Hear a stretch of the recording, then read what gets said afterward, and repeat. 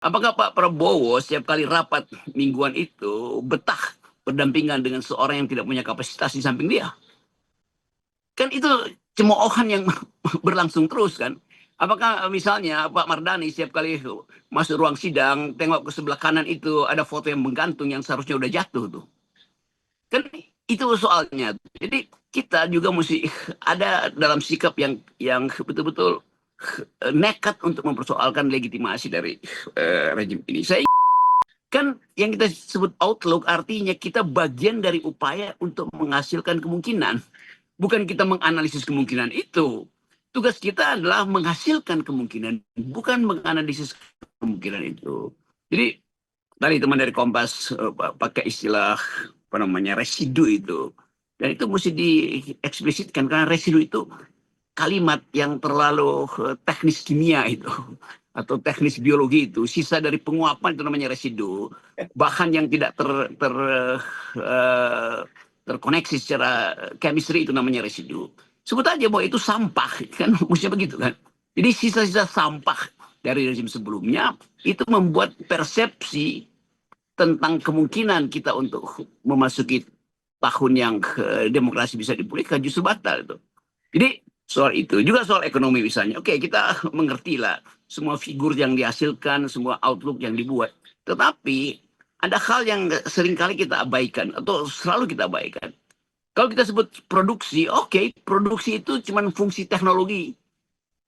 Teknologi pasti menghasilkan produksi. Tetapi masalah kita bukan pada produksi, tapi pada distribusi itu. Distribusi itu urusan ideologi, bukan urusan teknologi. Jadi kalau diproduksi secara teknologi, ekonomi bertumbuh 8% misalnya, walaupun sudah dikoreksi oleh Gerindra, ya menuju 8%, bukan 8% lah, kita tahulah maksud itu. Pertanyaan berikutnya, kalaupun dia bisa 5%, 5,6%, distribusinya bagaimana? Jadi pertanyaan distribusi adalah pertanyaan ideologi. Keadilan sosial bagi seluruh rakyat Indonesia itu nggak ada di dalam metodologi ilmu ekonomi. Itu adalah imperatif moral yang mesti disediakan oleh negara. Kemanusiaan yang adil dan beradab nggak ada dalam teori sosiologi itu. Tetapi itu adalah imperatif etik yang mesti dihasilkan oleh kebijakan. Jadi kita mau tuntut itu sebetulnya. Nah, bayangan-bayangan itu yang akhirnya mulai kita lihat ya sama-sama batal. Ada problem uang yang nggak bisa dicari oleh Sri Mulyani. Problem fiskal. Problem fiskal dia sorong ke moneter supaya Bank Indonesia itu beli, kalau dia bikin utang tuh beli di pasar perdana bahkan. Itu artinya pemerintah minta Bank Indonesia cetak uang, kan intinya sama aja tuh kan. Jadi sebetulnya kita tahu bahwa ini bakal krisis bakal terjadi tuh.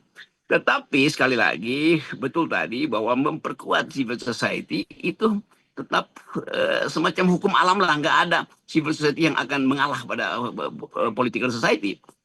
Dalam 2-3 hari ini BEM, Dewan apa namanya nih, Senat mahasiswa, alumnus perguruan tinggi itu mulai ribut lagi dengan reuni untuk mempersoalkan legitimasi dari Pak Prabowo. Jadi itu akan hidup terus. Apalagi setelah skandal bahwa Jokowi itu dinominasikan sebagai koruptor tertinggi atau masuk dalam 5 nominasi, itu pasti umpan untuk Pak Prabowo tuh. Apakah Pak Prabowo setiap kali rapat mingguan itu betah berdampingan dengan seorang yang tidak punya kapasitas di samping dia? Kan itu cemoohan yang berlangsung terus kan. Apakah misalnya Pak Mardani setiap kali masuk ruang sidang, tengok ke sebelah kanan itu ada foto yang menggantung yang seharusnya udah jatuh tuh. Kan itu soalnya. Jadi kita juga mesti ada dalam sikap yang betul-betul nekat untuk mempersoalkan legitimasi dari rejim ini. Saya ingin misalnya Pak Mardani satu waktu mengatakan bahwa ya kami mengerti bahwa kami harus bersama-sama dengan Kim Plus. Tapi sekarang kami menjadi Kim Minus. Apa itu?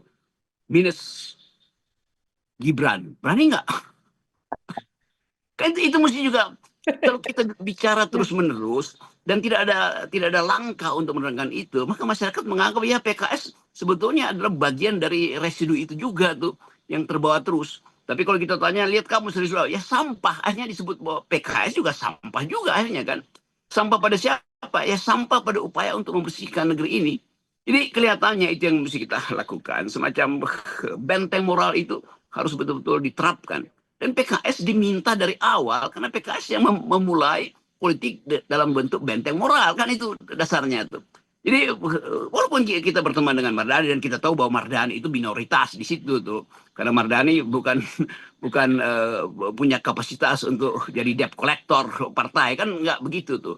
Tetapi orang juga mesti lihat bahwa di Gerindra pasti ada sejumlah orang yang merasa resah atau terus-menerus nggak mau bertatapan mata karena akan dianggap kalian tuh Gerindra kok masih melihara sampah di situ kan, walaupun dalam sinisisme itu. Demikian juga di PKS terutama tuh.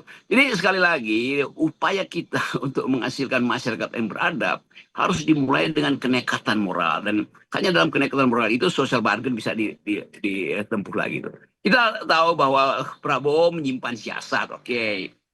Prabowo mengerti bahwa kalau tekanan publik makin kuat, maka dia masih punya satu senjata, yaitu dia akan carikan kambing hitamnya. Dan kambing hitam itu persis di sebelah kiri dia tuh, kalau lagi rapat kan, itu dasarnya kan. Jadi tetap politik itu adalah menyimpan siasat. Tapi bagi masyarakat sipil, bersiasat itu bukan moral demokrasi kan. Demokrasi itu harus betul-betul secara konstan mengatakan bahwa kami masyarakat sipil memelihara ide tentang kemajemukan, kami masyarakat sipil memelihara ide tentang keadilan. Semua itu yang dulu disebut oleh siapa tuh Tocqueville, bahwa habits of the heart itu. Habits of the heart ini yang disebut